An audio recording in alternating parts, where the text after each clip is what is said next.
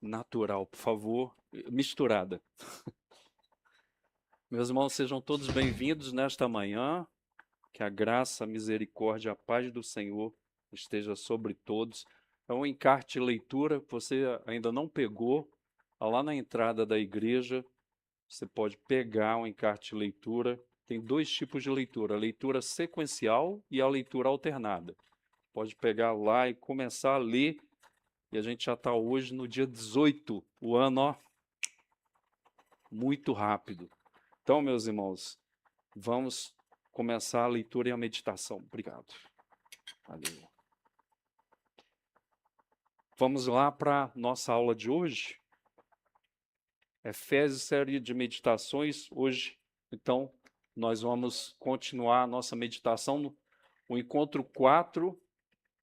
O tema de hoje, o resumo que eu fiz do que nós vimos no texto, o Espírito Santo, a garantia do nosso resgate. Então, meus irmãos, nós vamos lá para o nosso momento de recapitulação. Paulo nos dá um panorama extraordinário da atuação divina da nossa salvação. Deus Pai nos amou antes da fundação do mundo, nós já vimos isso aqui, enviando seu Filho para a nossa redenção, o resgate e remissão da cadeia do pecado em que estávamos encarcerados. E essa palavra aqui, nós vimos essas duas palavras aqui, redenção ou resgate e remissão. E aqui eu não coloquei, mas essa remissão, o texto anterior diz que foi feita através do sangue de Jesus, sangue do Senhor, que não tinha pecado. Jamais houve um dolo na sua boca, o autor aos Hebreus diz sobre isso. Então, aqui, a palavra redenção significa resgate, o Senhor nos resgatou, mas significa também esse resgate que teve remissão, ou seja, o preço foi pago. O preço que foi pago foi o sangue de Jesus. Eu deveria ter posto aqui para ficar mais claro. E nós vimos também que Jesus fez tudo isso por causa do nosso pecado. E eu coloquei aqui a palavra encarcerado, porque era assim que nós vivíamos.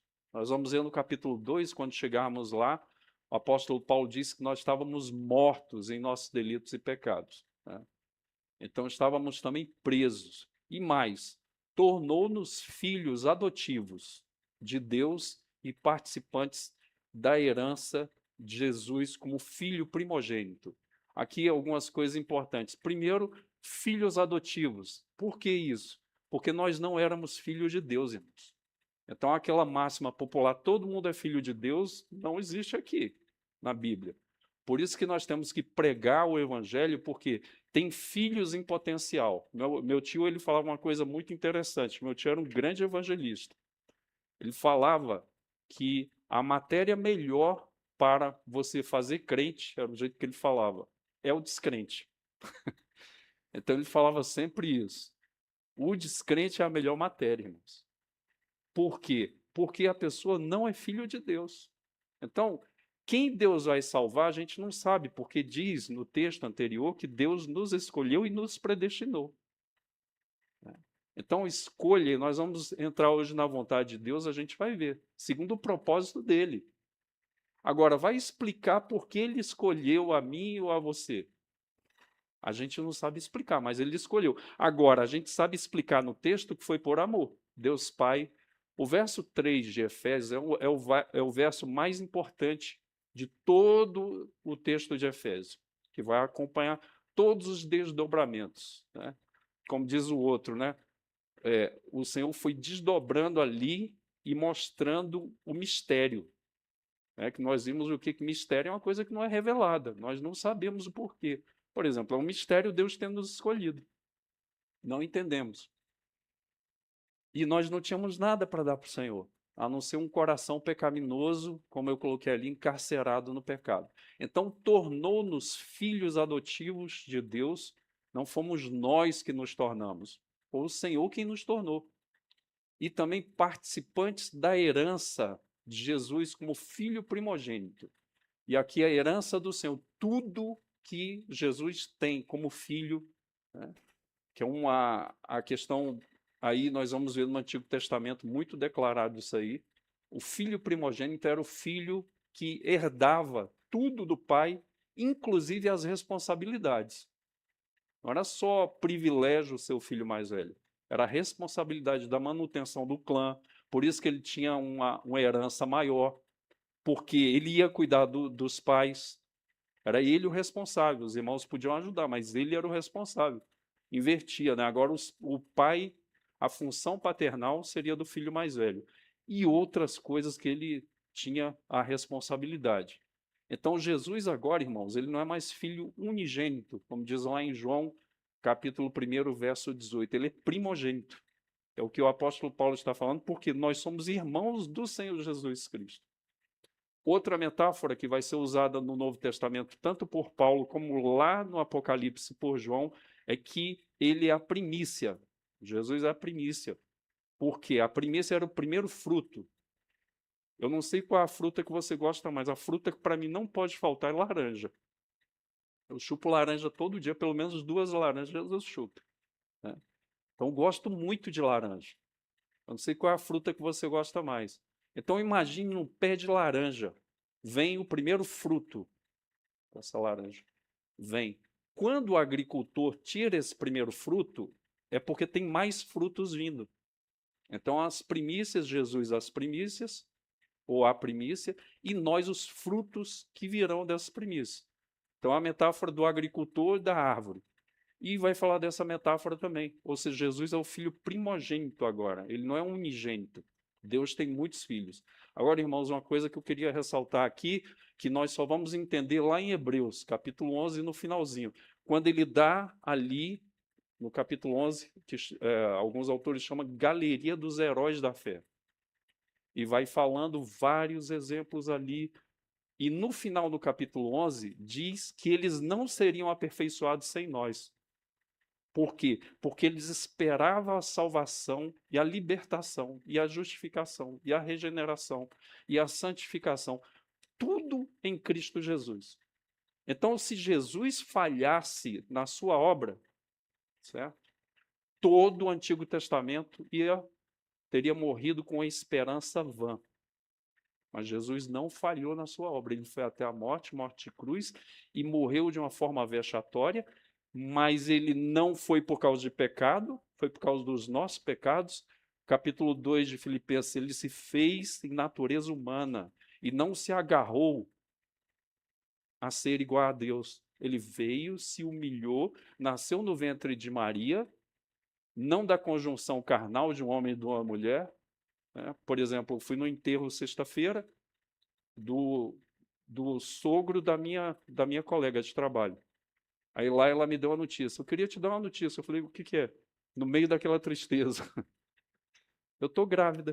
E ela já tem um filho de 13 e uma filha de 10. Eu acho que é isso, né? Ela é bem católica, pessoa muito boa. Entende, irmãos? Então, você tem o quê? Jesus, ele não se apega, mas foi da conjunção carnal. O Lucas, né? O nome é Lucas. Do filho da Ana que vai nascer, da minha amiga. Jesus não foi assim. O Espírito Santo gerou Deus e foi no homem, né? No ventre de uma mulher, e esse ser é um homem-Deus, que isso aí é um mistério. A gente só sabe depois disso. Antes disso, a gente não sabe. Então, Jesus, ele é esse filho gerado pelo Pai na eternidade. Também é uma coisa que ninguém consegue entender isso. E nós somos filhos adotivos, irmãos. Essa é a beleza. Nós somos encontrados pelo Senhor, não queríamos saber do Senhor, iluminados, e veio a graça do Senhor, porque Ele é a primícia, nós somos o que? Os frutos que virão depois dele. Então, no Antigo Testamento, todos morreram esperando pela obra de Cristo. Se Jesus tivesse falhado, todos, desde aquela galeria da fé até nós estaríamos perdidos ainda nos nossos delitos e pecados e seríamos filhos da ira e da desobediência. E participantes da herança de Jesus como filho primogênito. Então vamos para o nosso aquecimento. De tudo que foi dito, faltou um foi ali, de tudo que foi dito, eu olhei rapidinho, mas tem alguns errinhos que eu deixei aí no texto, os irmãos já vão me perdoando, viu? De tudo que foi dito anteriormente, o que lhe chama mais atenção? Que te deixa maravilhado nessa introdução que nós vimos na recapitulação? Então, vamos compartilhar. E esses textos aqui de Efésios são muito profundos, irmãos. Então, eu vou ter que dar o compartilhamento bem pouquinho, sabe? Para você aquecer o seu coração, para a gente continuar, que é muita coisa. Aqui eu estou resumindo bastante, tá ok? Vamos lá, então? Então, vamos conversar sobre isso. O que te chama mais a atenção nisso? Deus Pai escolhe em Cristo Jesus, Jesus vem, morre em nosso lugar e assim por diante. O que isso te chama a atenção? E eu coloquei aqui, te deixa maravilhado, ou seja, meu Deus, isso é muito grande. É maravilhoso eu pensar nisso. Eu não sabia que o amor de Deus era assim, tá vendo? Já estou dando uma dica aí, né? Mas eu queria, porque isso é muito pessoal, né? Então, converse sobre isso e logo após nós vamos estar entrando diretamente no texto de hoje.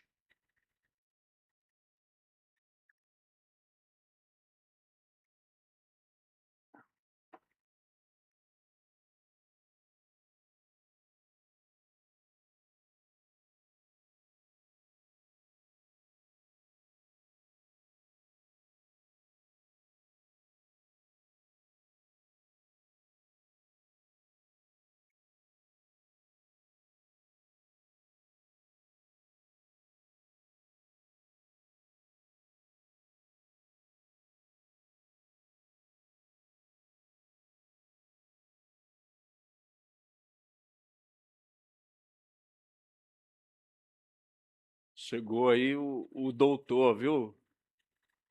Chegou o doutor aí.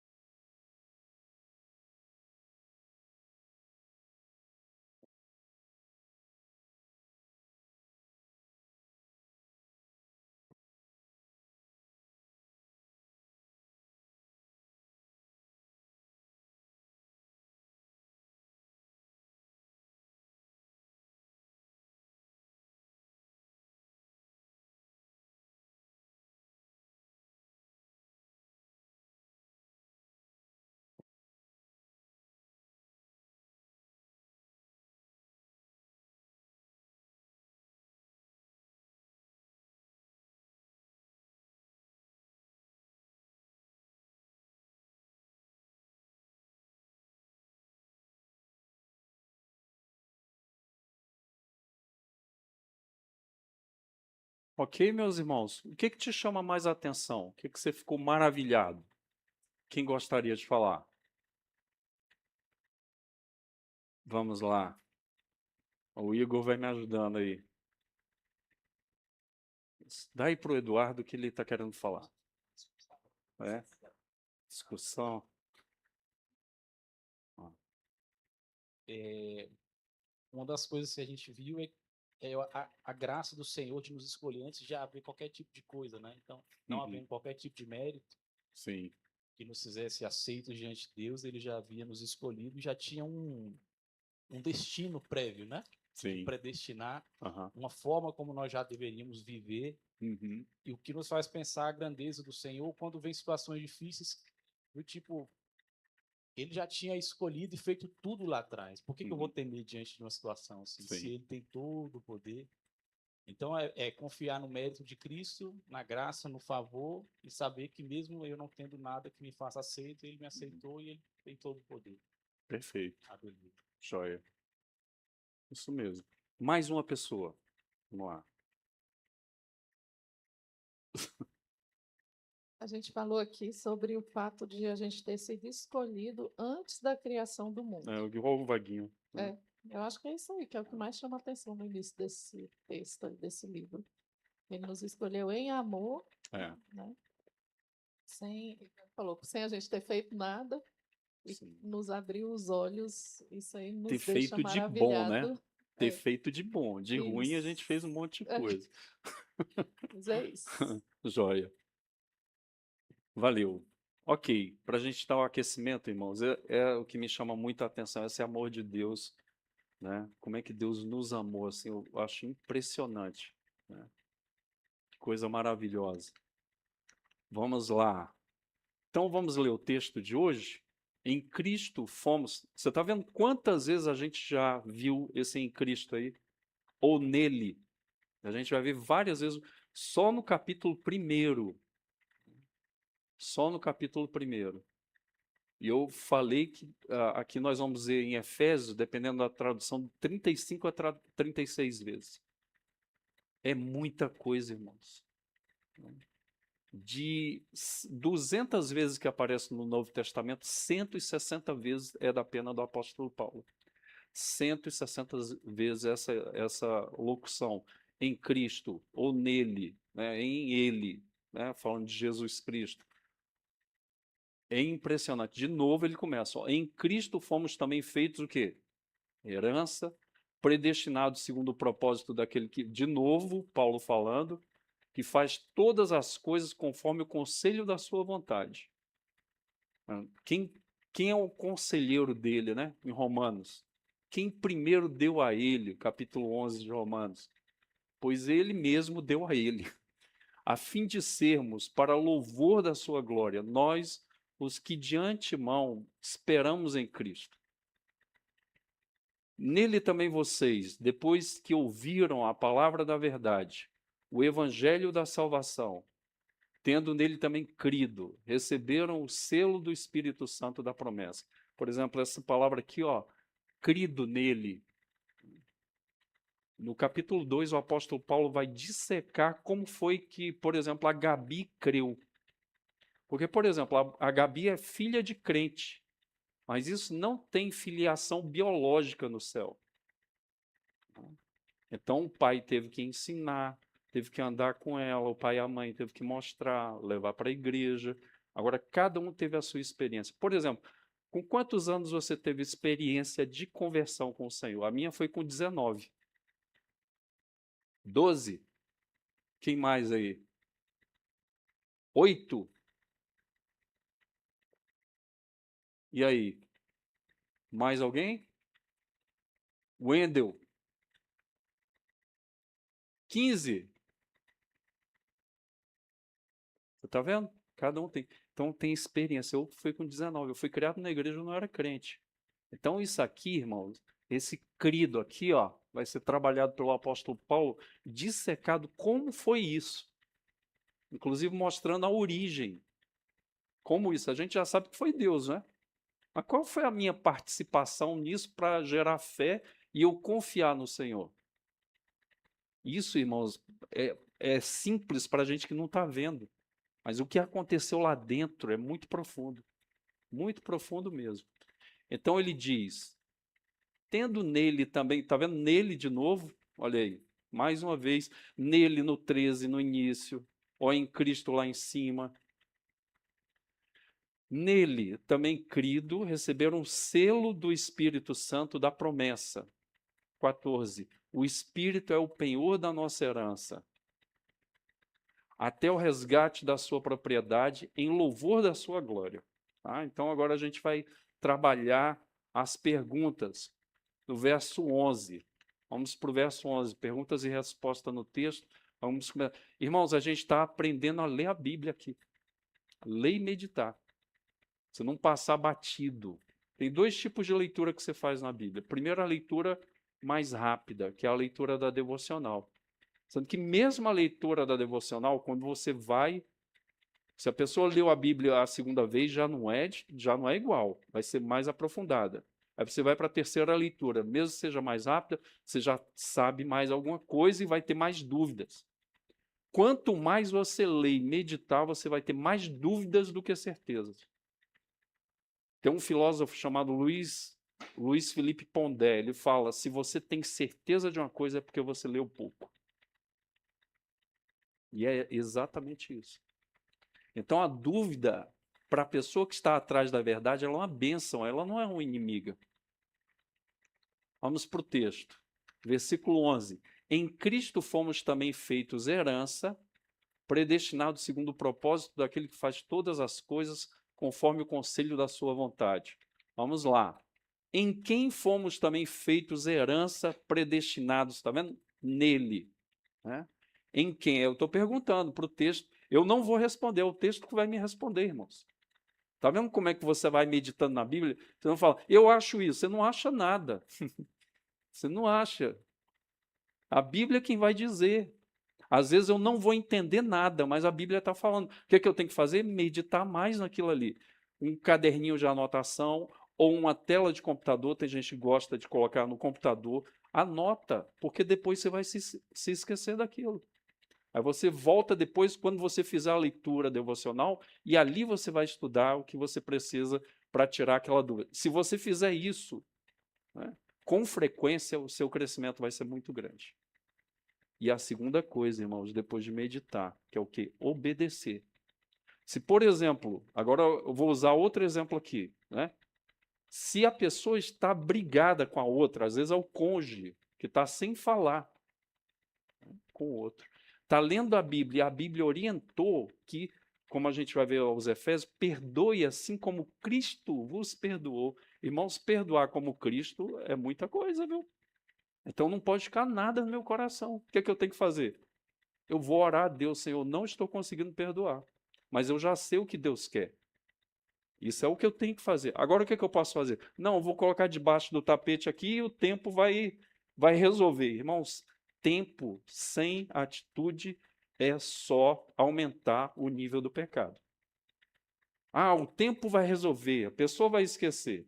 Vai esquecer não, irmãos. Vai ficar debaixo do tapete e depois vai tropeçar. Tá vendo como é que é? Aí eu vou fazer aqui. Se for necessário eu jejuar para Deus me dar graça para eu conseguir perdoar, eu vou fazer isso. Então, estou querendo resolver isso. Tá? Predestinados segundo o propósito daquele que faz todas as coisas conforme o conselho da sua vontade. Pronto. Em quem fomos também feitos herança. E aí o restante. Por que eu coloco a frase toda? Porque vai entrando na minha cabeça e no meu coração. Vai entrando na minha cabeça e coração. Para ficar claro. Né? Então, é em Cristo, irmãos. Nós fomos feitos herança em Cristo. Essa preposição no original significa o mergulhar. Ontem eu vi uns caras, lá de cima eu estava vendo meu apartamento, pulando na piscina. Eu falei, ó, tá na piscina. Aí hoje de manhã a Fabiana me mostrou algumas coisas dos anos 70, né? Que tinha. Né? Aí estavam os caras lá pulando num rio, né? Aí eu pensei, tá no rio. Ou seja, está mergulhado no rio. Então, é em Cristo que a gente tem a herança, fomos feitos, né? Herança, predestinados, tudo é nele. Se não fosse ele, irmãos, a gente estava perdido. A segunda pergunta, em Cristo fomos também o quê? Feitos o quê? Herança. Então vamos trabalhar isso. O que é herança?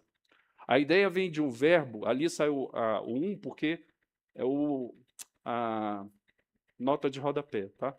Perdão. Que significa a utilização de pedaços de um material, o que é herança, ou receber uma herança. Então, tinha pedaços de material, geralmente de madeira, ou de telha, ou de outro tipo qualquer, mas geralmente era telha e madeira, que era o quê? Pedra também, que eu não coloquei ali, eram 3 tipos. De material, de telha ou de madeira, para um sorteio, principalmente. Então, você pegava a madeira ou a pedra, ou o caco de telha, colocava ali e colocava o que você queria fazer. E era normal tirar o que? Sortes, jogar e pegar ali o que saísse. A pessoa fala, não, foi Deus que falou isso aqui. Irmãos, isso é tão comum que vai gerar lá no livro de Atos a escolha do apóstolo que ia ficar no lugar do apóstolo Judas. Né? Você gostaria de ter o nome de Judas?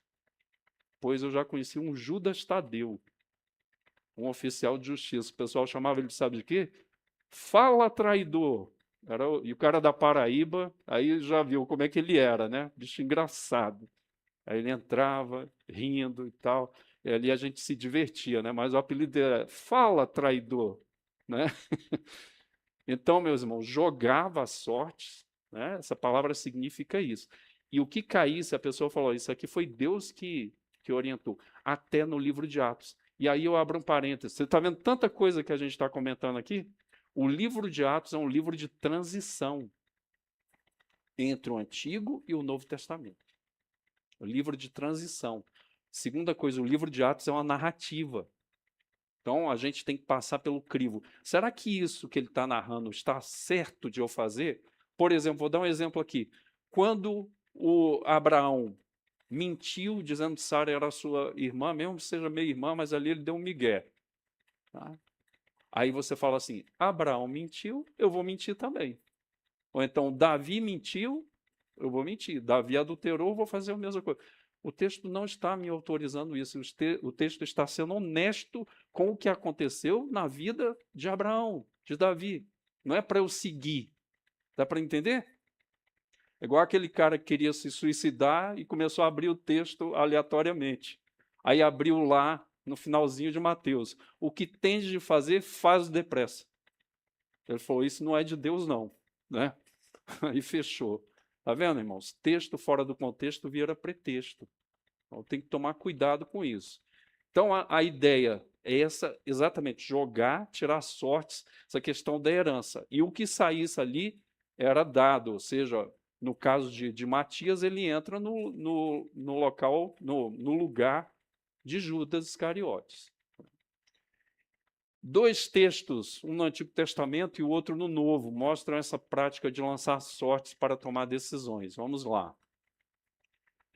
Então, do Antigo Testamento, está lá Jonas. Jonas estava fugindo, então a tripulação tirou sortes para ver qual deles havia ofendido os deuses, a visão que eles tinham ali no navio, e causado a terrível tempestade. O barco estava só sobrando, e eles tiraram sortes. Adivinha o nome que deu?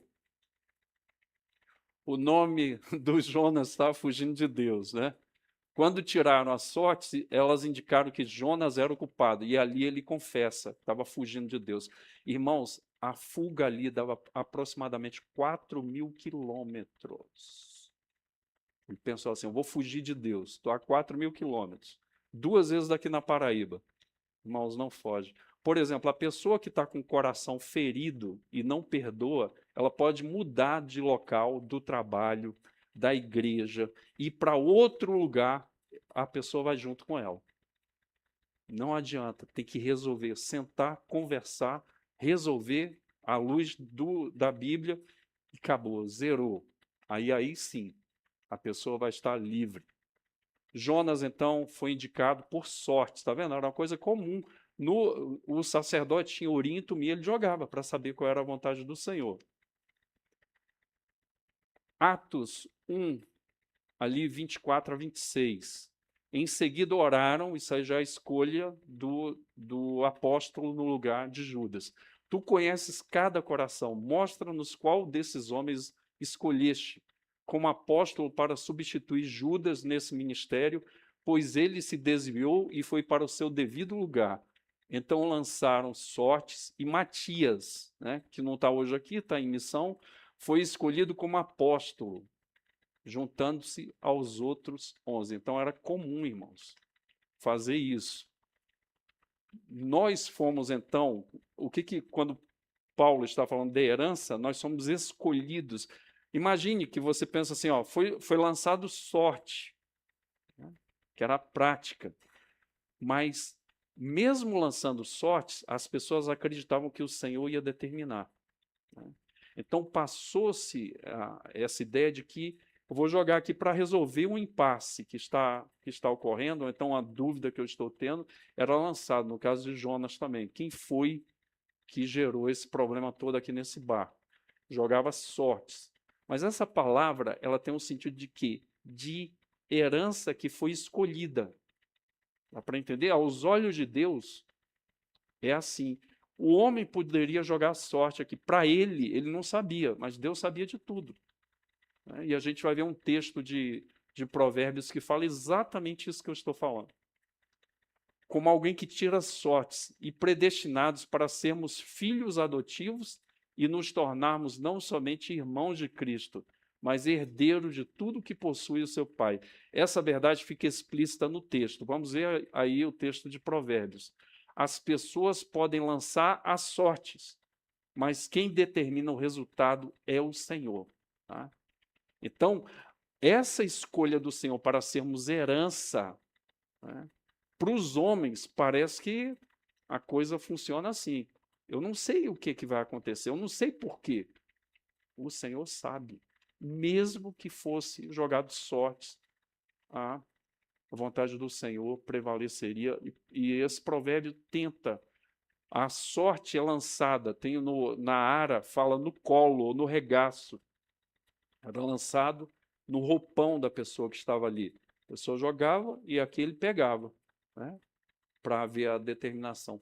Mas isso, para quem está atrás, que é o Senhor, ele já tinha escolhido para que a pessoa fosse herança.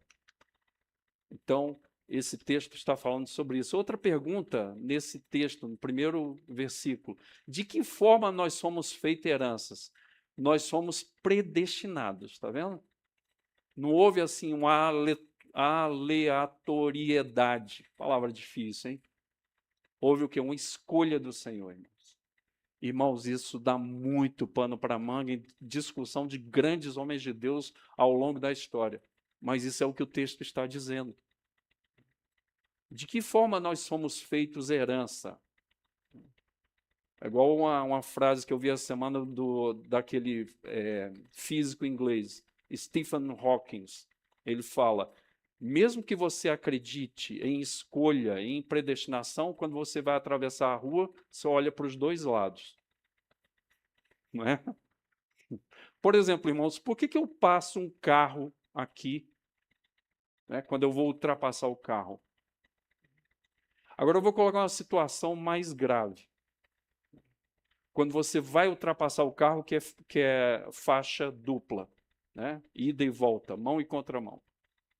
Numa subida, eu já vi maluco fazer isso. Vai numa subida, está viajando, aí abre aqui. Ah, então a subida, você não sabe o que vem de lá. Por que a pessoa faz isso? Porque ela acredita que não vai acontecer nada. Ela tem fé que isso vai acontecer do jeito que ela está pensando. Né? Eu já vi gente que morreu com essa história. De que forma nós somos feitos herança? Nós somos predestinados, irmão. Não foi jogado sorte. Como era o costume, né, que a gente vê até no livro de Atos. Deus, ele escolheu e ponto final. Mesmo que para os homens não... Irmãos, por exemplo, Davi. Davi tinha 6 irmãos. E ele era o mais novo. Estava colhendo ali, cuidando da malhada. Todos os filhos que o profeta recebeu, primeiro ele acreditava que era o primeiro, Eliabe. Deus falou: o homem vê o exterior e eu vejo o coração. Aí passou o segundo, Abinadab, Samar, e assim foi o outro. É tanto filho que os nomes não apareceram lá na Bíblia, só em crônicas.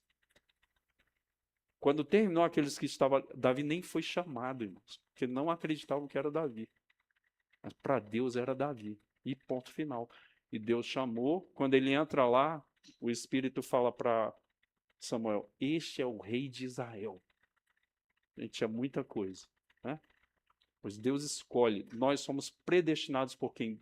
Destinados previamente pelo Senhor.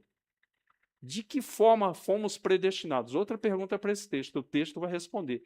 Segundo o propósito. Você está vendo que não é a resposta minha? Tudo do texto. Isso é muito importante. Segundo o propósito daquele que faz todas as coisas conforme o conselho da sua vontade. Aqui tem muita coisa. Vamos trabalhar isso aos poucos. Então, veja. Segundo o propósito, eu vou agora dissecar mais um pouco. Segundo o propósito de quem nós somos predestinados? De Deus, irmãos.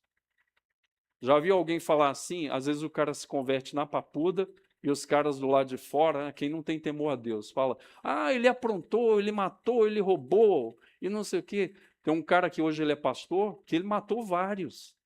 Irmãos, Deus escolheu ele. Quem sou eu para falar alguma coisa?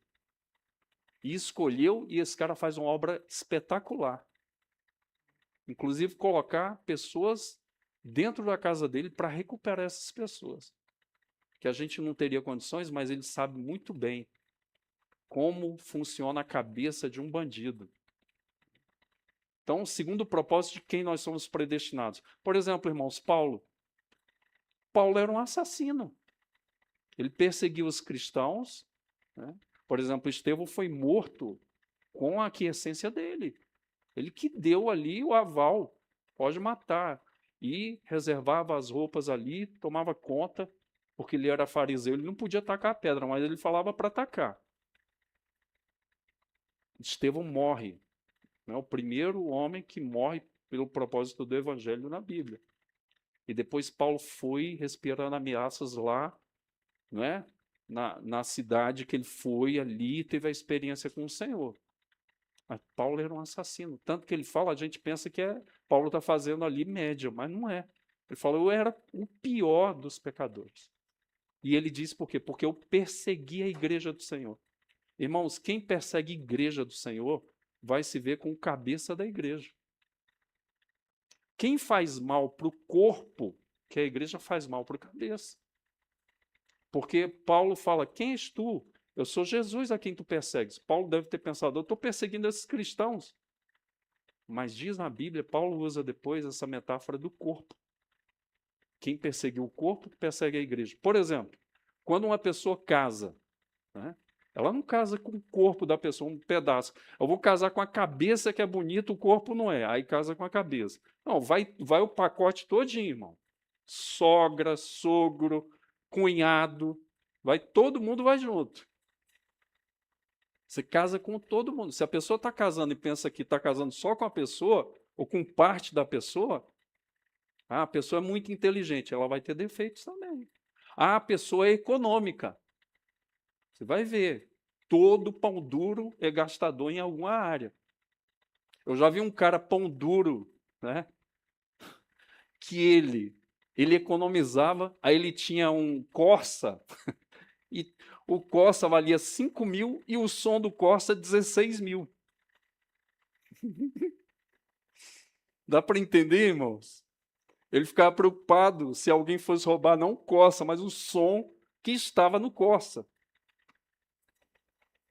A gente casa com um pacote, né? Todo. Então, Deus, irmãos, que nos predestinou. Ele faz todas as coisas segundo o conselho de quem? Influenciaram Deus. Tem crente que é assim, né? Eu vou orar até Deus mudar de opinião. Ele não fala isso, né? Se for da vontade de Deus, não, mas ele está querendo que Deus mude de opinião. Não vai mudar, não. Se ele fez, é porque ele ou permitiu ou foi da vontade dele perfeita. Então, conforme o conselho da sua vontade. Vamos agora entender o que é conselho. Vamos lá. Então, essa palavra conselho vem de um verbo, que é o quê? Ter vontade deliberada, escolher porque quer. Ter um propósito, eu vou escolher porque isso vai acontecer. Por exemplo, está a pessoa ali estudando, né, para uma prova. Aí vai, porque ela quer ser aprovada. O propósito dela é esse. Ou a pessoa vai estudar para ser reprovada. Eu vou estudar aqui, mas eu vou ser reprovado, então estou estudando para ser reprovado. Assim? Não. A pessoa vai estudar para ser aprovada, é o propósito. E é deliberado. Está inclinado. Eu gosto muito dessa palavra, tem muito a ver. Ou seja, tudo te inclina aquilo ali. Irmãos, não é igual a pessoa que está, eu vou falar aqui, amando outra, que às vezes é paixão, né? A pessoa, eu vou falar de amor mesmo, a pessoa faz o que for necessário para estar junto daquela pessoa. É isso. Essa palavra significa isso, sabe? Está inclinada a isso por uma afeição ou desejar. Então, esse amor é muito mais agora profundo a gente pensar que Deus nos quis, né? E Paulo vai explicar sobre isso, mas ele nos amou e a gente não tinha nada para dar para ele. Nem ser bonito espiritualmente. A gente era pecador. Aí Deus desejou e ele fez o quê? o propósito dele, né? Segundo a vontade dele. Então, o mesmo verbo utilizado por Paulo na orientação ao pastor Timóteo, que ele fala aqui do perigo do amor ao dinheiro. Mas aqueles que desejam, essa palavra desejar, tá? A mesma que eu estou usando ali no texto. Enriquecer, cair em tentações e armadilhas e muitos desejos tolos e nocivos que os levam à ruína e destruição. Paulo está falando assim, né? Irmãos, é pecado ser rico? Não. Não. Agora, o problema é o quê? Eu amar a riqueza, colocar meu coração nisso. Tem gente que fez isso, detonou a família. Tem gente que fez isso, detonou as amizades. Tem gente que fez isso, irmãos, está longe da igreja. Afastado totalmente. Qual é o ganho, meus irmãos, disso aí? Né? Paulo está falando, ou seja, um desejo que inclina, tem um propósito, quer enriquecer, né? Porque no final a pessoa não está confiando em Deus, está confiando nas riquezas. O pecado de mudar, né? Colocar alguém no lugar do Senhor. E diz ali, tentações e armadilhas em muitos desejos tolos e nocivos que os levam à ruína e destruição. Tá? Por exemplo, esses jogadores de futebol aí. Tem muita gente na cola deles. Tira o dinheiro para ver se fica alguém. Isso, irmãos, pode ser no futebol, pode ser na igreja. Tem gente que é amigo de alguém por causa do dinheiro dele. Tira o dinheiro da pessoa, e a pessoa passa por dificuldade. A pessoa não é mais amigo. Dá para entender isso? Deus age, então, ou faz todas as coisas conforme. Agora eu estou traduzindo isso ali. Conforme a inclinação da sua vontade. O apóstolo afirma que sua vontade é boa, agradável e perfeita. Então ele nos escolhe e inclina, ele olha para nós, ele nos ama e ele vai atrás para poder resgatar, como nós vimos na aula passada, resgatar e pagar o preço. Quanto é que é o preço do Ítalo? O preço é preço de sangue do meu filho. Ele vai. Aí Jesus, eu vou. Aí o Espírito, e eu convenço o Ítalo. Pronto, está feita a parada. Tá? E o Eduardo? O Eduardo também. Então eu vou descer da minha glória, eu vou vir e vou aqui nascer no ventre dessa jovenzinha e vou ser criado aqui, com 30 anos eu assumo o ministério, vão me perseguir e vão pregar na cruz. Pode? Escreve meu nome aí. Vamos, diz, tamo junto. E tá mesmo. E vai até a morte de cruz. E o tempo para o Eduardo vir? Pode deixar, fica tranquilo. No tempo certo eu vou trazer ele. Dá para entender, irmãos, como é que é o esquema aí? Deus se afeiçoou de nós ao ponto dele vir, se fazer homem, e a morte, até a morte de cruz, e nos salvar. Você vê que amor é esse, irmãos? Aqui, veja, então 12:2, e a vontade do Senhor é boa, agradável e perfeita. Não tem imperfeição em nada na vontade do Senhor. Então, toda vez que você ou for desprezado por alguém, ou a pessoa não quer valorizar você, lembre-se disso, que isso vai curar o teu coração. Tá? Vamos para o verso 12. Então, tudo isso que Deus fez no verso 11, em Cristo fomos também feitos herança, predestinados segundo o propósito, segundo a inclinação dele, que faz todas as coisas conforme o conselho da sua vontade. Aí aqui nós vamos agora para o verso 12. A fim de que? Qual o propósito disso que Deus fez? A fim de sermos para o louvor da sua glória. Nós, os que de antemão esperamos. Então vamos lá trabalhar o verso 12. Qual é o objetivo de Deus fazer todas as coisas segundo o conselho da sua vontade? A fim de sermos para o louvor da sua glória. Imagine a glória do Senhor brilhante, a manifestação do Senhor que vê, por exemplo, a manifestação de Deus para Moisés no Monte Sinai. Aquilo ali é a glória. A palavra glória tem a ver com o quê? Com luz, com brilhar. Né? E ali Moisés, quando descia do monte, ele ofuscava as pessoas. A pessoa não conseguia olhar para ele. Ele ficava ofuscado. Ele teve que usar um véu para não ter problema. Imagina um irmão ficar cego. Aí eu vou ter que orar agora para o irmão ser curado da cegueira. Naquela época eu nem pesquisei, mas óculos eu acho que não era muito fácil. Tá? A fim de sermos para o louvor da sua glória. Quem são o nós, né, que a gente vê aqui, a fim de sermos para o louvor da sua glória? Aqui, meus irmãos, veja, os que de antemão esperamos em Cristo. Essa palavra aqui, eu estava vendo no original, a melhor tradução para ela não está na NAA, está na NVT. Então, ali, essa palavra aqui, ó, antemão. Você vai ver na NVT, o tradutor fez perfeitamente para mim. Os primeiros a confiar em Cristo. Então, você vai ver isso claramente no 13, a diferenciação. Tem dois grupos aí, por exemplo, na igreja aos Efésios. Tem gentio e tem judeu convertido. Ele está falando nós o quê? Porque ele é judeu também, o apóstolo Paulo. Então, diz aqui, os primeiros a confiar em Cristo, os que de antemão. Então, Jesus veio primeiro para os judeus.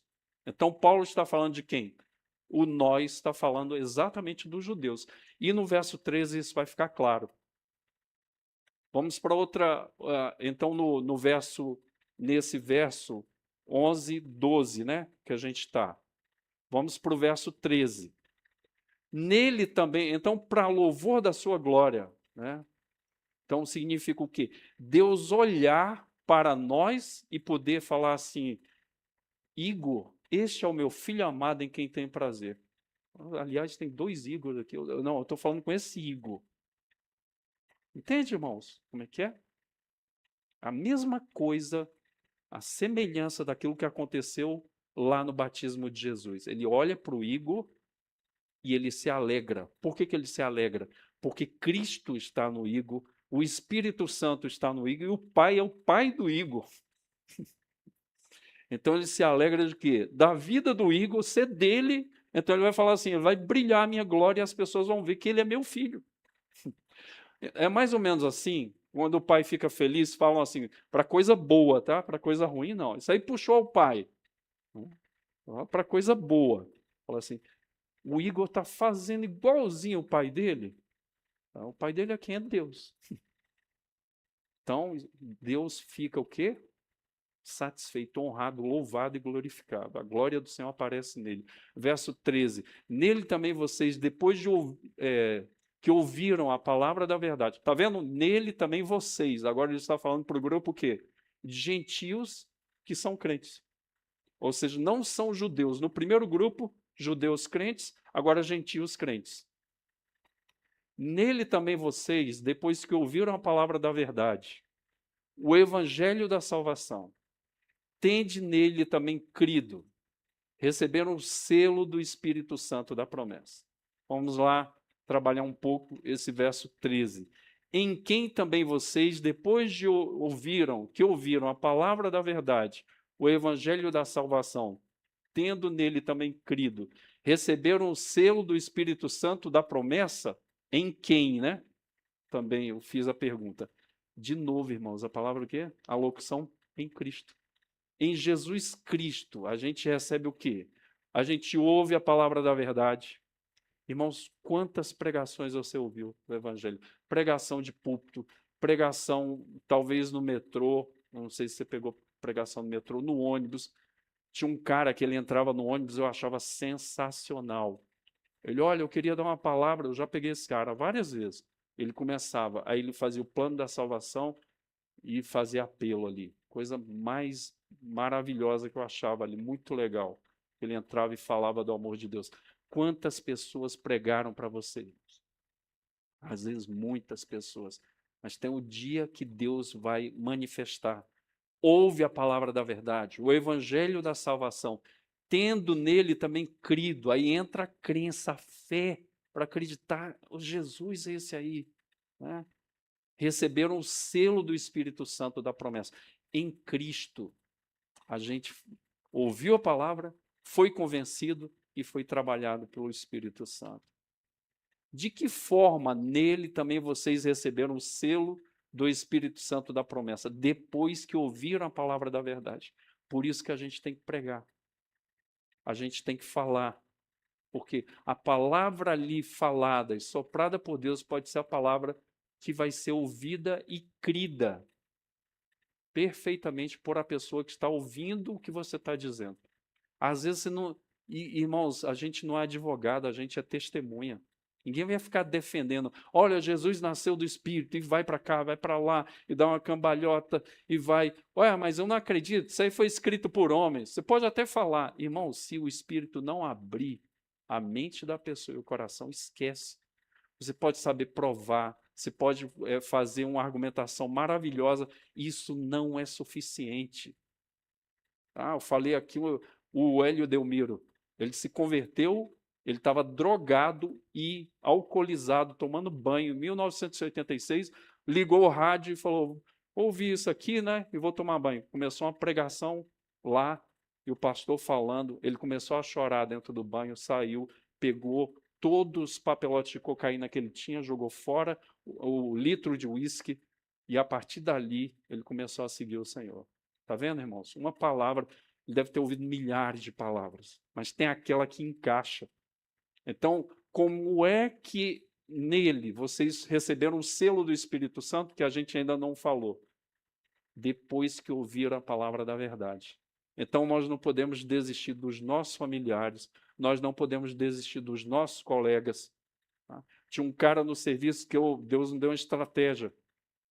Eu passava assim, ele era fechado ao evangelho, eu falava, estou orando por você. Irmãos, a maioria das pessoas gosta de oração. Tem um dentista que eu conheço que ele é crente. Todo transplante que ele vai fazer, ele ora e abençoa. Ele falou só uma pessoa que não aceitou a oração dele. Sabe quem? Uma pessoa de igreja. Falou, não quero que o senhor ore por mim. A pessoa não quis. Mas ele falou, a pessoa de todas as outras religiões recebe bem uma oração. Por exemplo, eu saí do sepultamento, a pessoa falou o quê? A linguagem dela, eu entendo. Reza por mim. Eu falei, com certeza. A gente vai estar lembrando. Tá? É a linguagem que a pessoa sabe. Então, meus irmãos, depois que ouvir a palavra da verdade, é que vai receber, né, ali o evangelho da salvação. O que é a palavra da verdade? O evangelho da salvação. Você vê ali, inclusive, ó, aqui, veja, está entre vírgulas. Significa o quê? Que ele está explicando o que está aqui, a palavra da verdade, o evangelho da salvação. Então, meus irmãos, o que isso significa? A gente tem que ser simples. Tem que falar as coisas que precisa. Teve uma mulher lá no meu, até hoje ela fala, hoje é que ela sabe que eu sou pastor. Ela mora no 20º, aí eu entrei com ela, na hora assim, fala, sabe? Aquela coisa assim, ó, o Espírito. Aí eu falei, irmãos, eu tinha menos de 20 segundos para evangelizar. Aí eu falei, entrei, aí eu falei, caramba, esqueci uma coisa no carro. Quando eu entrei, ela estava voltando. Aí eu continuei, até descer lá embaixo. Até hoje a gente tem o quê? Ó, um ambiente aberto. Tá? Aí a pessoa vai pedir oração, porque, irmãos, na hora do aperto, perda na família, doença, perda de emprego, a pessoa vai se lembrar daquilo que você falou. E fica aberto ali a porta. Então, a palavra da verdade é o evangelho da salvação, irmãos, que Paulo está falando. Então, nesse contexto, é o evangelho, as boas novas de salvação, que tudo isso que a gente está vendo, a obra do amor de Deus em Cristo Jesus, que foi lá e morreu na cruz, ressuscitou, tudo isso, e a gente vai ver a atuação agora do Espírito, no próximo verso. De que forma vocês receberam, né? Saiu com alto, o selo do Espírito Santo da promessa. De que forma? Tendo nele crido. Foi crendo no Senhor Jesus Cristo que eu recebi esse selo. Eu estou lendo isso, irmãos. O que significa selo? Aí você já pensa na carta de hoje, né? A gente fazia assim, ó. Lembra disso? Ele ficava um gosto meio amargo na língua. Você pegava o selo assim, horrível. Aí pregava. Irmãos, eu sou desse tempo. Tá? E carta para mandar para... vai ganhar alguma coisa lá que vai sortear. Tinha uns programas. Eu mandava essa carta. Aí vários selos. Tinha que molhar a língua, tacar lá. Tá? Que selo é esse? Irmãos, a gente está lendo a Bíblia, a gente não pode pensar no selo como hoje. nós vamos ver que tem coisa a ver, tá? Mas tem coisa que é do tempo, então você tem que ir atrás. Hoje tem muito material. Você fala, o que é selo? Até na IA, você põe lá selo no texto de Paulo. Irmãos, essa IA, o que não pode tomar é o lugar do Espírito Santo, tá? Mas ela nos ajuda muito. Você imagina que você ter 250 livros aqui sobre um assunto, ela pegar e filtrar os temas principais dos comentaristas e te dar assim, ó, para você entender. Irmãos, isso ajuda demais na leitura bíblica. Demais. Então, vamos entender o que é selo. Tá? Vamos lá. O verbo significa carimbar. Selar significa carimbar. Vem desse verbo. Então, carimbo. Como é que era feito o carimbo? Tinha, geralmente, a pessoa usava um anel, tá? E tinha um sinete, tinha uma marca, né, nesse anel. Você vê isso, por exemplo, quando Esté pede para destruir aqueles povos que estavam perseguindo os judeus. O que Assuero fez? Pegou o anel e deu para ela. Ela pegou e tinha uma cera, esquentava essa cera e fazia o sinete assim. Então era a marca que Assuero tinha dado o que? Autoridade para o que Esté queria fazer. Então, essa cera poderia ser feita de um material, certo? Como esse que eu estou falando, derretido. Esse material ele colocava o sinete. Então era a marca, estava selado. Ou podia ser de argila também. Então a argila ficava fresca, colocava também o sinete e depois esperava secar e mandava essa correspondência, que geralmente era um rolo, que era escrito e muitas vezes de uma planta chamada papiro, que no Egito era produzida. Então, às margens do Nilo. Então, esse papiro era produzido, até hoje eles fazem isso, irmãos. Prensado e fazia ali a folha, fazia ali aquele material, fechava, colocava um nó e colocava a cera ou colocava a cerâmica, né, fresca para colocar o sinete. Depois, aquilo era enviado. Então, você vai ver muito isso aí, né, na história da humanidade. Para segurança ou preservação. Então, era seguro que o que estava ali foi daquela pessoa, foi dada autoridade por aquela pessoa.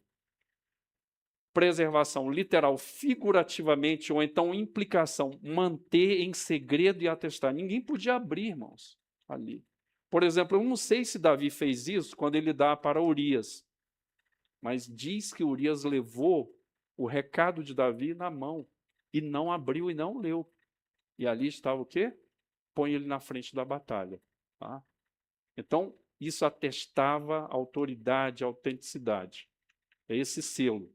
Agora, eu faço a explicação. Paulo utiliza o selo do Espírito Santo da promessa para dar garantia de que fomos realmente redimidos e remidos. Aquilo que eu falei, resgatados e o nosso preço pago pelo Senhor ao ponto do Espírito Santo nos selar, irmãos. O sinete de Deus é o Espírito Santo. Selou o nosso coração. Quem é que pode tirar esse selo, irmãos? O diabo? O inferno? Quem? Os homens? É o que o apóstolo Paulo diz. Nem coisa do presente, nem do passado, nem do porvir, nem poderes, nem altura, nem qualquer outra criatura pode nos, o quê? Separar do amor de Deus que está em Cristo Jesus. Capítulo 8 aos Romanos. Porque o pessoal estava com medo, muita perseguição ali, Paulo está falando isso. Então, quem é que vai te tirar? Irmãos, então, trocando em miúdos, alguém pode te matar, alguém pode fazer o que quiser, te ridicularizar, mentir contra você, mas ninguém pode tirar o selo, que você é de Deus. Né? Policarpo, né, que era de Esmirna, né? Ele foi ali o pastor daquela igreja. Então, quando falaram para ele negar a Jesus, ele falou, não posso negar, ele não me negou, eu não vou negar. Ele já tinha 86 anos, colocaram ele de costa e começaram a cravar punhais nas costas dele e depois queimaram ele na fogueira. Ele não negou o nome do Senhor Jesus Cristo. Ninguém pode tirar Jesus Cristo de nós, irmãos. Nem poderes, nem altura, nem profundidade, nem qualquer outra criatura pode nos separar do amor de Deus que está em Cristo? A palavra de Paulo aí aos Romanos, em Cristo. Então, meus irmãos, ao ponto do Espírito Santo nos selar como garantia de que somos propriedades exclusivas de Deus. É interessante que o Espírito Santo agora é mencionado aqui no verso 14, mostrando assim que na obra da nossa salvação houve a participação de todas as pessoas da Trindade. Se o Pai em amor nos escolheu e predestinou para sermos filhos adotivos, ele o fez em Cristo e através de sua obra sacrificial. Além disso, o Pai nos selou com o Espírito Santo da promessa. Quando fala assim que o Espírito ele tabernaculizou, ele mora. Já viu? Quem já acampou aqui com barraca? Levante a mão. Eu me converti, irmãos. Eu peço licença para falar, numa barraca Transa 2. Era o nome da barraca, mas sendo quem estava lá era eu e o Stanley, meu primo, de 1,85 m, que de noite ele rolou e dormiu em cima de mim, e eu não era crente, eu acordei pensando que era o diabo. E ele estava em cima de mim, assim, ó. E eu queria respirar e não conseguia. E a gente estava em cima de um pé de cupim, acredite nisso. Não tinha onde pôr essa barraca, a gente pôs ali chovendo. Irmãos, o Espírito fez isso, e ele o fez em Cristo, através da sua obra sacrificial. Além disso, o Pai nos selou com o Espírito Santo da promessa. É como se fosse o anel do Pai, o Espírito Santo nos selando e nos marcando. Essa marca ninguém pode tirar. Perguntamos, como é possível perdermos a salvação, irmãos? Eu quero te perguntar. Você está vendo, irmãos? Por exemplo, você está conversando com alguém, a pessoa fala, você pode perder a salvação. Você não tem que ficar discutindo com a pessoa, você tem que voltar para a Bíblia. A salvação pode ser perdida? Esse texto fala. Nesse texto é muito claro. Como é que você vai ser perdido se o Espírito Santo te marcou? Quem é que vai arrebatar das mãos do Senhor? Não é o que eu acho, é o que o texto está dizendo. E pode ter textos difíceis, lá na frente, como Hebreus capítulo 6. Mas, irmãos, a gente tem que ir lá e ser honesto. Por exemplo, você vai explicar, Calvino, ele não conseguia explicar, irmãos. Soberania de Deus e o quê? Responsabilidade humana. Ele falou, não sei explicar, mas, como diz aquele cara do Alto da Compadecida, eu só sei que é desse jeito. Né? João Grilo, como é que é o nome dele? Zé Chicó. Dá para entender, irmãos? É o texto que está dizendo. Aí depois eu tenho que amadurecer isso. Vamos lá.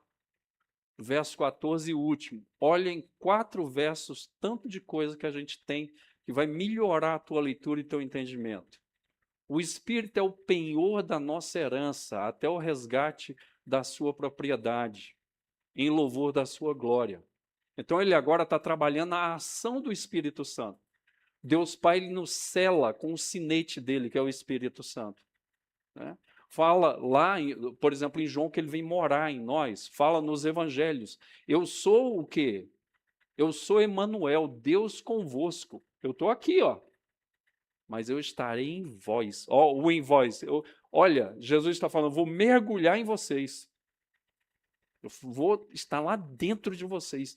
E, irmãos, não é aquela brincadeirinha de Stautinha, sabe? Stautinha, o cara para. Aí diz Stautinha, o cara sai. Aí o Espírito Santo entrou e saiu. Irmão, isso aí no Antigo Testamento acontecia. Não era sinônimo de salvação. O Espírito Santo era dado para pessoas, por exemplo, Saul. Né? Diz que o Espírito Santo saiu dele, irmãos. No Novo Testamento, o Espírito vem no dia de Pentecostes e ele desce sobre a igreja. E ali há a manifestação de línguas, né? Coisas extraordinárias, mistérios de Deus sendo falados ali para povos, partos, medas, elamitas, naturais de outros povos, da Cilícia. Tinha um monte de gente, um monte de judeu dessas regiões. Tá? E prosélitos também. Então, o Espírito agora ele está falando que é o penhor da nossa... Está vendo como sua cabeça vai ficando mais organizada para ler? Por exemplo, o Espírito é o penhor da nossa herança. E com esse texto aí eu estou terminando. Até o resgate da sua propriedade em louvor da sua glória. Vamos ver trabalhar esse texto. Olha a pergunta. O Espírito Santo é o quê? É o penhor da nossa herança. Você leu isso aqui, aí vem a primeira pergunta. O que é penhor? Tá? Aí você vai atrás. Às vezes, por exemplo, se a linguagem for mais antiga, vai vir umas coisas que às vezes é difícil de você entender aquilo ali. Por exemplo, beneplácito da sua vontade. Irmãos, eu só conheço Plácido Domingos. Agora, beneplácito, já entendeu? Isso não é um linguajar comum, irmãos. O que os tradutores fizeram? Colocaram segundo o propósito da sua vontade. Não é mais fácil de você entender? Perdeu o sentido? Não. Quem ganhou? A igreja. Não foi rareado o sentido, não foi afrontado o texto bíblico. Quem ganha é a igreja. Você chega na padaria assim, olha, eu estou com beneplácito hoje de comer um pão, que o pão da Pão Dourado é maravilhoso, né? O pão da Pão Dourado ou da Padato, estou com beneplácito. A pessoa vai perguntar, isso aí, o que é isso aí? Dá para entender, irmãos? Por exemplo, tinha um irmão que orava na igreja, altissonante Deus. O que é isso? É que esse cara está orando para eu falar o amém, porque ele pode estar fazendo alguma coisa que eu vou falar o amém aqui e vai ficar ruim. O que significa a palavra penhor? A palavra seria de origem hebraica, que significa uma parte do dinheiro da compra de uma propriedade. Semana passada, eu fiz isso quando eu comprei um carro. Eu vendi o meu rapidinho e comprei. Eu cheguei lá na concessionária, eu quero esse carro. A mulher, você pode segurar agora dando um sinal. Eu dei o sinal. Então aquele carro já é meu, é garantia. Mas ele não é completamente meu. Para se concretizar que ele é meu, eu tenho que pagar o restante. Esse aqui é o problema. Né? Mas já dava para... Eu tinha o restante. Então pude concretizar. Então, meus irmãos, o Espírito Santo é o que? O penhor. É a garantia, porque a obra não foi completada.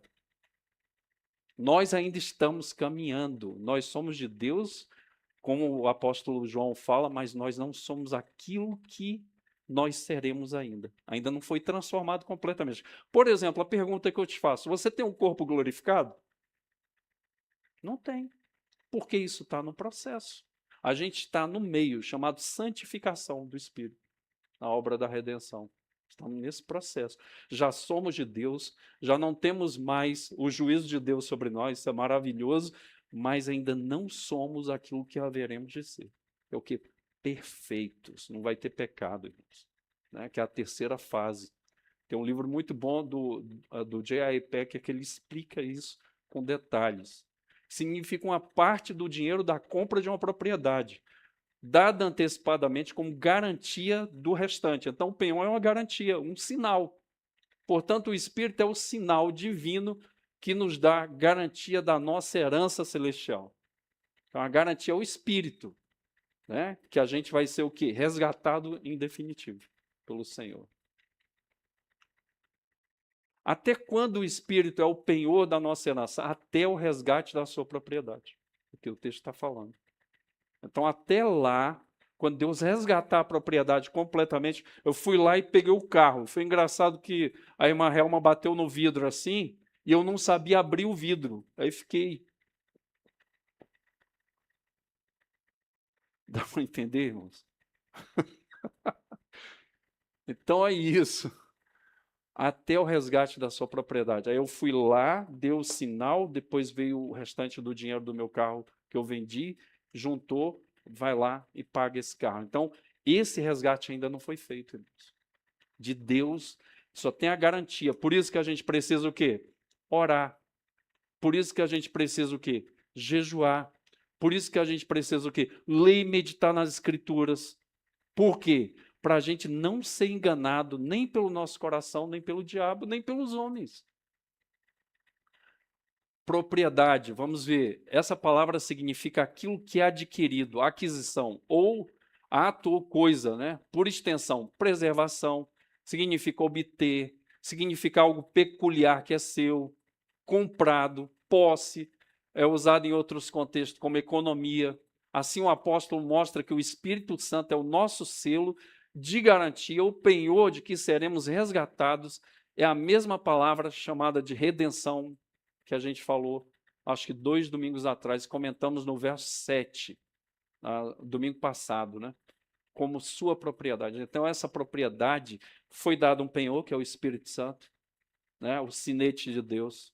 Ele nos marcou, mas ainda nós não somos o que haveremos de ser, irmãos. Por isso que dá muita alegria. Por isso, para o crente, quando ele fala que a gente vai ser resgatado em definitivo, e tem aquelas metáforas apocalípticas, andar em ruas de ouro, está ali, a coroa, né? Tudo isso te chama muita atenção, porque você está aqui, você tem um sentido para a sua vida. Né? Não vai para o túmulo, vai ser pós-morte, isso é muito, muito bonito. Para louvor de quê? Da sua glória, ou seja, a glória do Senhor. O que significa a palavra glória? Significa esplendor, brilho. Poderemos dizer que na Bíblia e na teologia seria o quê? Essa palavra também eu não coloquei aqui, está no texto. Se você quiser depois, pode ter acesso. Significa, em primeiro momento, era uma palavra chamada opinião. Então você tem uma opinião formada sobre quem? No caso aqui, sobre Deus. Deus, ele se mostrou, não fomos nós que vimos Deus. Ele que se mostrou primeiro. Por exemplo, né? Eu não vou perguntar, você que é casado, ou então você que namora, quem conquistou quem? Eu vou até tomar um gole d'água aqui para você olhar aí para a pessoa. Irmãos, teve alguém que deu o primeiro passo. Tá? Que foi lá, né? Marcou, igual eu, tomar um sorvete e tal, né? Orei pra caramba, aí vai, e vai lá. Eu tomei o primeiro passo, e foi lá atrás. Mas eu já ouvi histórias que não foi o homem, não. Irmãos, nesse namoro de Deus, nessa obra de salvação, do sinete do Espírito Santo, quem se dispôs primeiro foi Deus, irmãos. E detalhe, pense agora em Oséias, que Deus falou, vai lá e resgata aquela prostituta. Irmãos, quem queria uma prostituta? E resgata. E Oséias foi lá, pagou o preço de uma prostituta. Depois ela caiu em prostituição de novo. Deus foi lá e vai lá. O que Deus queria mostrar? Eu faço isso com Israel. Israel ninguém queria saber. Eu fui lá, resgatei. Depois Israel cai em prostituição com outros deuses. Eu vou lá e resgato de novo. Tá? Significa isso. Então, poderíamos dizer que na Bíblia e na teologia seria boa opinião a respeito de alguém que o seu caráter ou ações ilumina, ou seja, o caráter de Deus ilumina, eu tenho uma boa opinião sobre Deus, tornando evidente por si aos outros, ou seja, e como resultado ao louvor, a honra e reverência por parte desse. Ou seja, a gente encontra Deus porque ele se mostra, aí depois a gente sai falando, igual aquela mulher da dracma perdida, perdeu uma moedinha de nada lá, aí vai para aqui, vai para lá e faz uma confusão, aí fala para as vizinhas, mais ou menos assim, orem pela minha dracma perdida. E quando ela acha a dracma, ela chama todo mundo e faz uma festa por causa dessa dracma. Nós somos a dracma perdida. Tá? Jesus fala de 3 ali, né? 3, a ovelha perdida, a dracma perdida e depois o filho que larga o pai, não quer saber, só quer saber da herança. Né? Gasta tudo, quando volta ele põe anel no dedo. Isso é maravilhoso. Vestes festivais, as melhores, que o pai era rico, Deus é rico, e ponha a melhor sandália e mata o cordeiro mais cevado e mais bonito aí do rebanho, que meu filho que estava perdido foi achado. Que coisa, hein? Deus fez festa, irmãos, por nós. E ainda chamou, olha, venha ver a minha dracma perdida. Achei. Uma vez, quando eu era pequeno, já estou terminando, viu? Eu fiquei procurando um dinheiro que eu tinha ganhado, procurando, eu comecei a ficar nervoso e chorando, meu dinheiro, isso aí. Mamãe, cadê meu dinheiro? O dinheiro estava na minha mão, irmãos.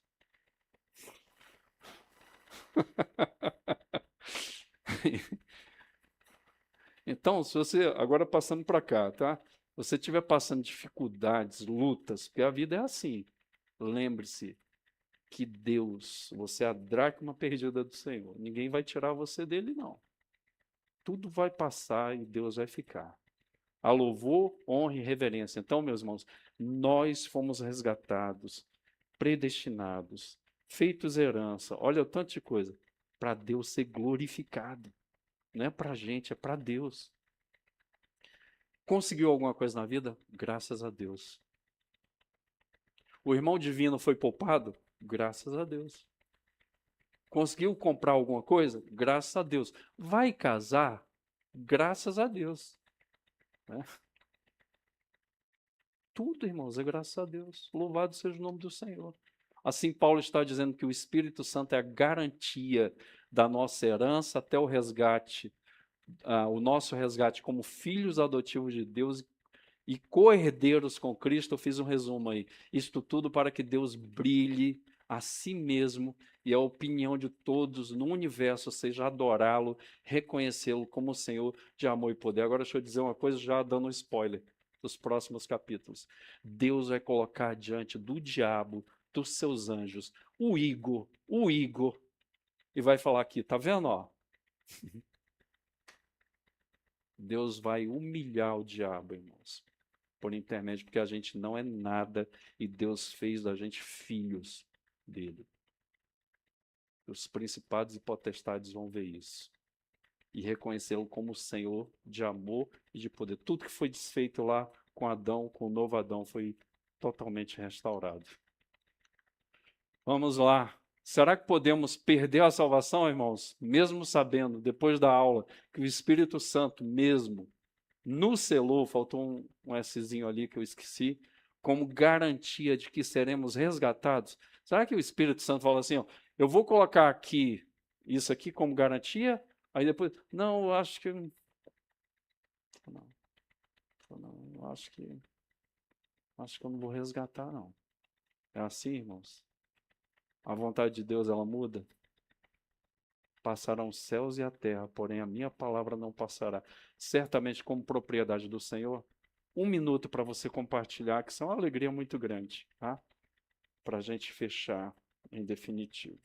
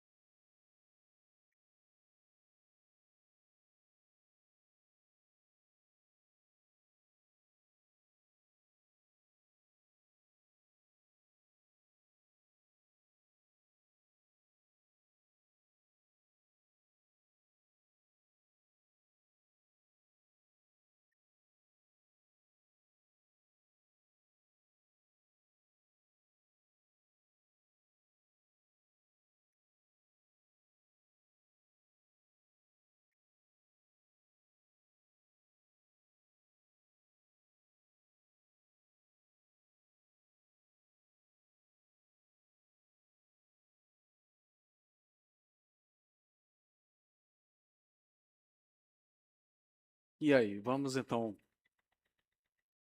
Irmãos, segundo esse texto, não tem dúvida, né? O sinete do Senhor, que é o Espírito Santo, a garantia, ele vai nos resgatar como propriedade dele, ninguém pode mexer. Tem outra coisa do selo que eu esqueci de falar, porque se eu for colocar tudo ali, aí fica ruim de entender, de você ver. É o quê? Que o selo tinha o remetente, mostrava o remetente na carta, o remetente e o destinatário. Ou seja, o selo também dava o quê? Dava, credenciava que essa carta ia chegar aonde a pessoa queria estar mandando. Nós vamos chegar aonde Deus quer, que é na Nova Jerusalém. Tá? Então a gente está a nossa carta foi selada pelo Espírito e vai ser resgatada essa propriedade em glória. O Senhor vai voltar. E a volta do Senhor Jesus Cristo tem muito a ver com isso, tá? Para ele plenificar o reino perfeito, né? Unindo céus e terra, uma nova Jerusalém. Então, é maravilhoso presenciarmos a ação da Trindade na nossa salvação eterna, irmãos, trazendo, além disso, eleição, predestinação, filiação adotiva de e em Deus. Tudo isso por causa do amor com que nos amou. Por isso que eu falei que o verso 3 é a chave para Efésios. Como para Romanos, os versos 16 e 17. A carta dos Romanos está ali nesses dois versos, tá? Tudo isso por causa do amor com que nos amou. Por isso, o apóstolo Paulo nos chama a louvá-lo, esqueci, colocar o L maiúsculo, pelo que a Trindade Santíssima operou em nosso favor. Tá? Nós devemos agradecer. Duas aplicações apenas, tanto judeus como gentios. Nós vimos hoje os dois grupos agora, a gente vai ver que o muro de separação vai ser quebrado. A gente vai ver isso no capítulo 2. Tem a mesma oportunidade de serem alvos do amor de Deus expresso pela ação da Trindade, tanto judeus como gentios. Não tem distinção.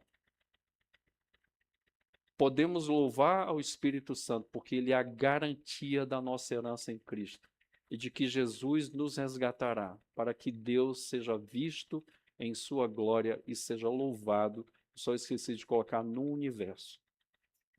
Tá? O universo todo há de louvar a Deus, porque ele fez essa obra extraordinária, a Trindade, nas nossas vidas. Irmãos, se a humanidade fosse só a irmã Helma, Jesus viria para morrer por ela? Viria. Olha aí, irmãos, que coisa, né? Que coisa maravilhosa, né? Então, isso é maravilhoso. Vamos ficar de pé. Que Deus seja glorificado. Eu vou mandar o texto da semana que vem para vocês fazerem essas perguntas. Viu como é fácil? Agora, deixa o texto responder. Não responda. Deixa o texto responder. Você vai lá, aí você vai meditar no que o texto respondeu. E resolver, né, aquilo que está talvez uma dúvida ou uma dificuldade, ou algo que vai ser enfatizado pelo Senhor, tá ok? Tem gente que é fiel ao time, né? Até quando o time perde de 3-0, a pessoa vem com a camisa do time. Esse que é bom, né? Vamos lá, ok. Mas eu não vou explicar, não, tá? Vamos orar. Senhor, muito obrigado, Senhor. Queremos te agradecer, queremos te louvar, te bendizer, te exaltar por esta obra trinitária, extraordinária, Senhor, que o Senhor nos escolheu, que o Senhor nos predestinou, que o Senhor, ó Deus, nos resgatou, que o Senhor nos remiu.